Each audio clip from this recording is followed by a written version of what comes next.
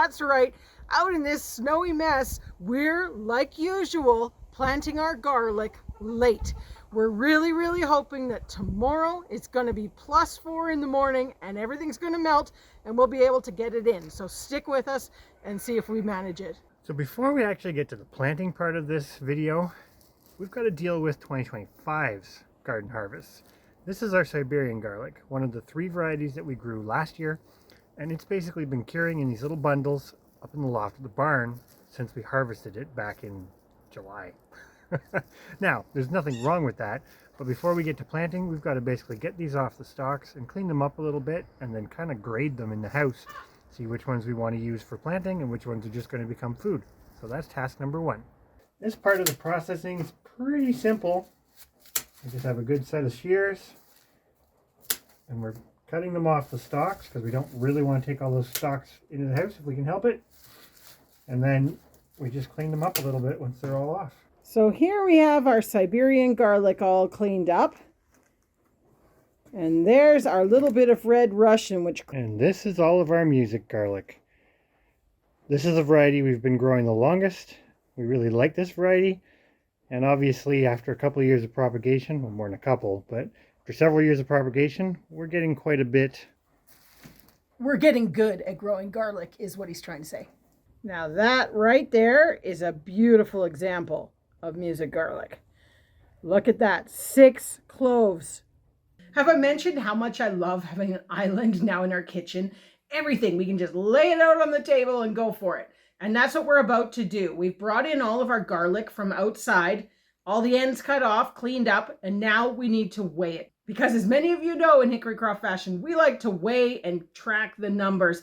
And one thing I will say is last year we didn't track the numbers and it was disappointing because we got to the end of the year and didn't have that info after 4 years of keeping track. So we're back onto it this year, so stay tuned.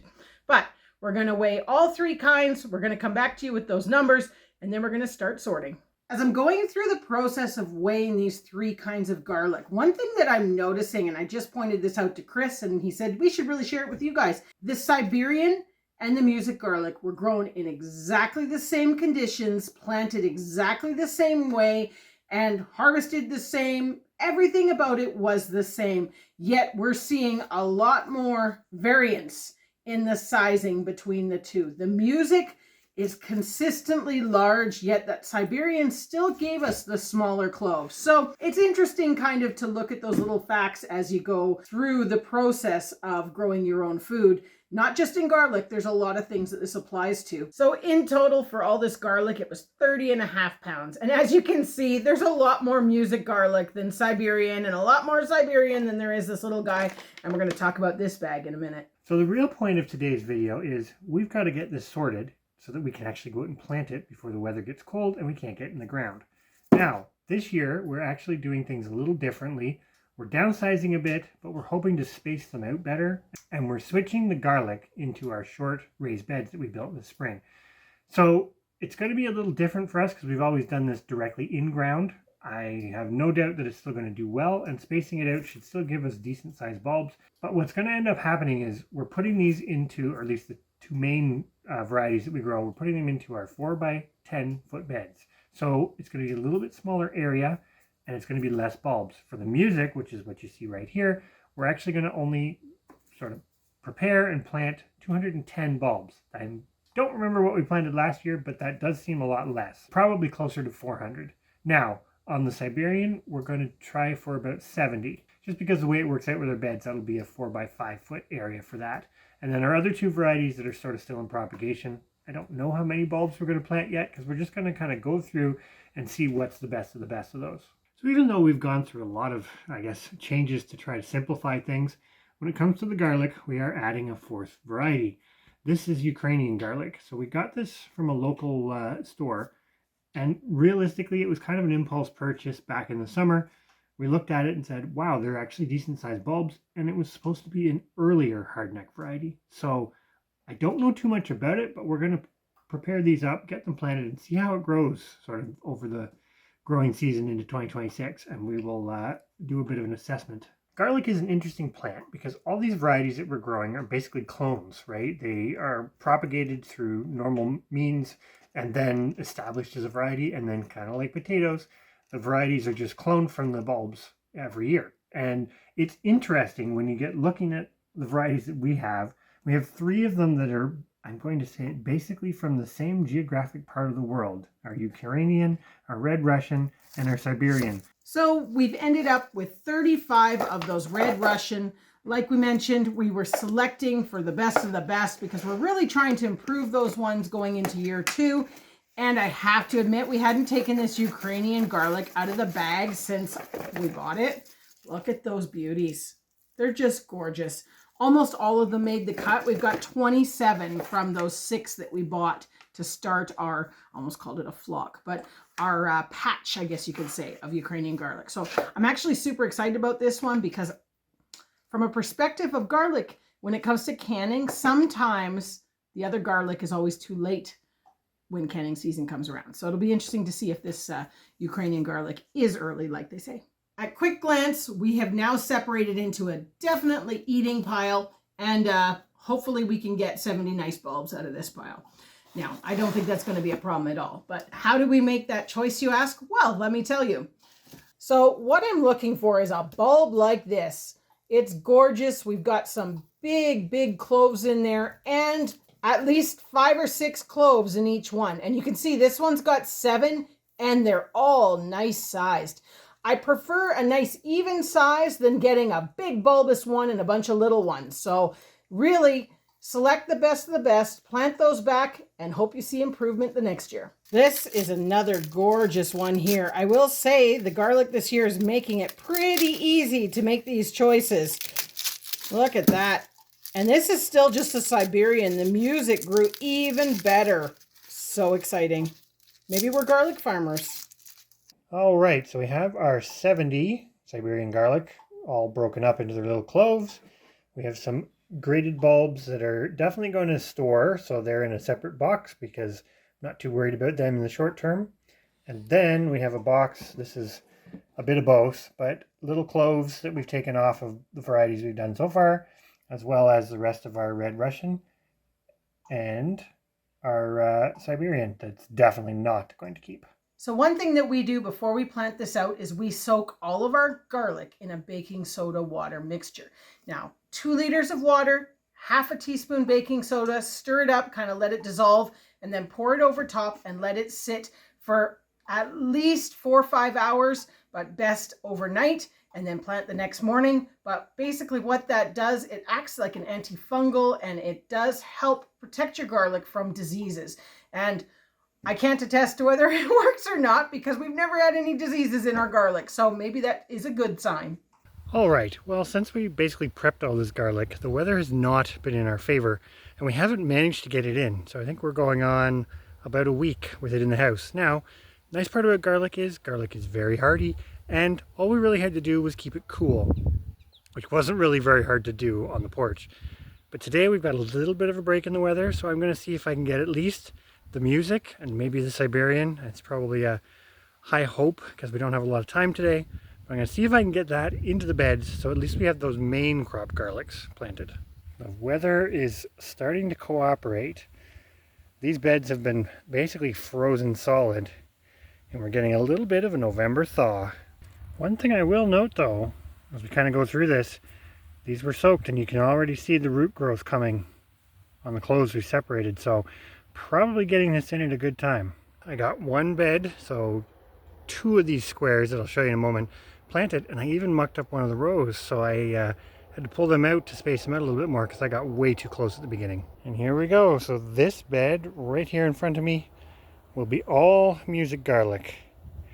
They're all in. I just need to kind of ruck up the soil on top and tamper it down a little bit, and this one's done. And this is what I've got left. So this should fill basically one of these cells in another bed, and then that should leave me the Siberian to do the other end. Now garlic definitely likes a fairly solid bed to be planted in, but as you can see over in this side, because of our freezing temperatures, we had to do a little bit of site prep or bed prep to be able to get it in, and it's a little less than solid. that's where this comes in. It's actually a homemade wooden tamper for doing basically gravel under concrete. Works really well for this. So I didn't tamper this down crazy, but you can definitely see I've leveled it off a bit, and that'll give us a good solid base for us to put some mulch on after. And my last little Siberian garlic clove to go in. So I actually made it on these two main crop ones. So while I might have got it all in, this bed here is the Siberian, and this is our sort of third cell of music. I did mess up a little bit, so I had to stick a few cloves. I had 9 left over of the Siberian, and I kind of just weaseled them in. The downside is, even though I'm trying to keep them in rows here, you can see the frozen clods. And without really fighting with this immensely, it was easier just to kind of try to get them in roughly rows, but ultimately they were just going to go where they were going to go. Well, I got the main crop garlics in, but I still have our 2 experimental ones, or the ones that are sort of still in propagation. So I'm going to go in and see what time I've got, because I'm on a bit of a time crunch right now, because we've got to be out of Christmas parade here very shortly, which is kind of crazy when you think about it. We're getting almost to December, and we're still planting garlic, which is usually how it rolls for us. So I might be back today, or I might be kind of crossing my fingers that tomorrow is nice enough to get it in the other beds. Well, we're now a couple days later. The weekend was really kind of miserable, and though I did get our 2 main crops in of our Siberian and our music garlic, I didn't get anything else because all of our other beds where we wanted to put these other 2 varieties were frozen solid. So we're now 5 degrees. We've had a couple days of that, and tomorrow it's going down in temperature again. So it's today or never. So what I did manage to do on Sunday in the rain was get these mulched.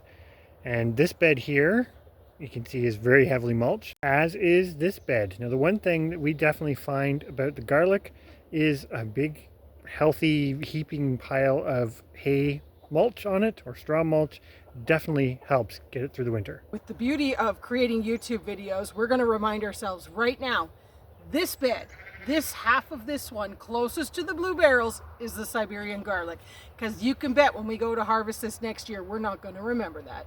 Because of the freeze and the lack of thawing, we aren't able to plant the garlic in the 2 small beds we wanted to, so we're going to plant it where we had our basil last year. And unfortunately, this bed with a couple Brussels sprouts plants is the only other one that we can jam in and make some holes. So we're going to cut these down, and we're just going to take them in, and we're going to take all the Brussels sprouts off, and we're going to eat them over the next few days, because realistically, winter's coming. So even though we are super late planting our garlic, I have something really exciting I want to show you, because we are so proud this year that we actually have a feasible fall/winter garden. Let's check it out.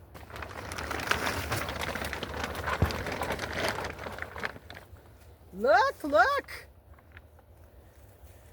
Lettuce, kale, more lettuce right at the back there, and look, we're actually going to get some really nice young tender rutabagas, which are the best way to eat them. I love fall rutabagas.